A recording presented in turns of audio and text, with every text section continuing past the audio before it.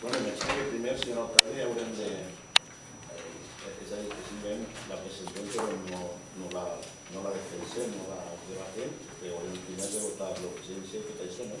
Sí, vostè que la moció i després el que podem votar la mina, si a vostè li pareix la inclusió en l'ordre del dia perquè no estan dictaminades les mocions. Hem de votar la inclusió, però per veure la idoneïtat de la moció, si ho llegir-la de totes maneres, crec que tots els grups estem d'acord en que s'incloga. Entonces l'anem a incloure.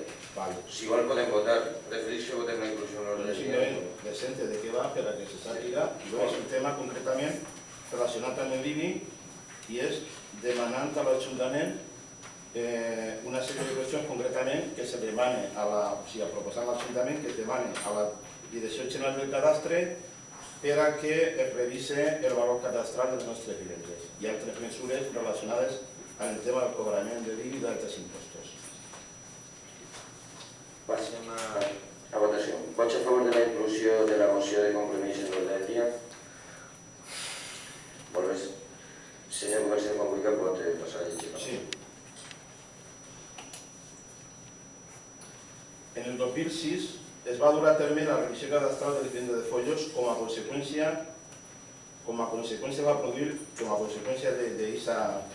d'aquesta revisió es va produir un increment elevat del valor cadastral que s'aplicarà en un període transitori fins a l'any 2006, és a dir, 2016, perdó. És a dir, hi havia 10 anys per aplicar aquest increment perquè era tan elevat que se va fer així. Això va fer que el nostre grup presentara una proposta de reducció del coeficient aplicat pel nostre Ajuntament, proposta que va estar aprovada per unanimitat i que va suposar una reducció del 33,33%.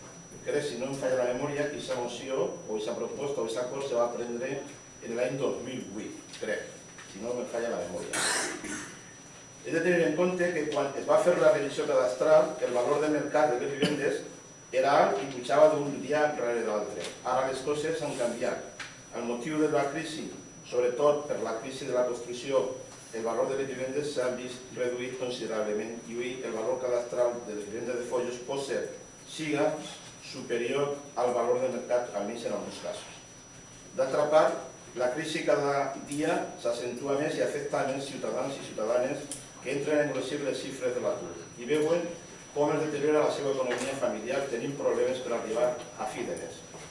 La corporació municipal no pot romandre impassible davant d'aquesta situació com si això no fora amb nosaltres. Aquestes circumstàncies ens obliguen a replantejar-nos aquesta qüestió i qüestionar-nos clarament la revalorització que es va fer en ple punt de la construcció en tema de la bombolla urbanística.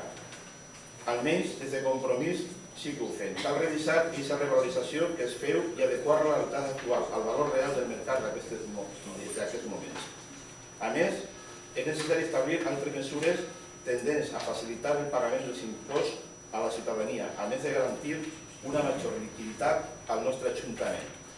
També cal, des del punt de vista de Compromís, que es graven en l'IBI nombrosos béns d'importants organitzacions com ara l'Església Catòlica, els quals avui estan exents.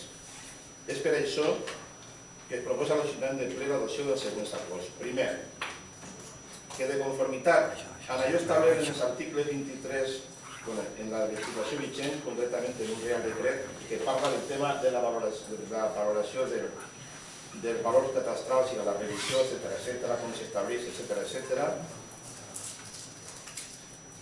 que es demane a la Direcció General del Cadastre del Ministeri d'Hisenda i d'Administracions Públiques la revisió del valor cadastral de les vivendes del nostre municipi per tal d'adequar-lo a la realitat del mercat.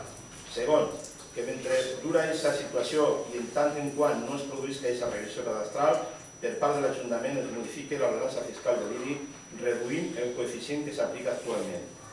Que una vegada feta la revisió cadastral o quan la situació econòmica millore en haver-se iniciat l'actual crisi, i ojalà que fora demà, l'Ajuntament procedirà a revisar de nou aquest coeficient que ara s'aprova per tal d'adequar-lo a aquesta nova realitat.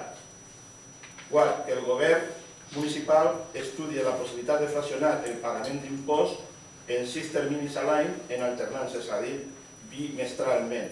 Proposta que cal recordar que ja la venim plantejant des de fa de temps que inicialment s'ha de comentar que s'anava a estudiar però que no sabem, bueno, a hores d'ara encara el màxim que van aconseguir era pagar en 2 terminis i només l'IBI, no tots els impostos.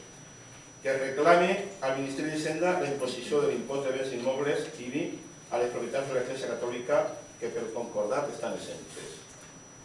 I res més. Jo crec que la proposta, la moció, és clara, defensa o s'està d'acord o no s'està d'acord.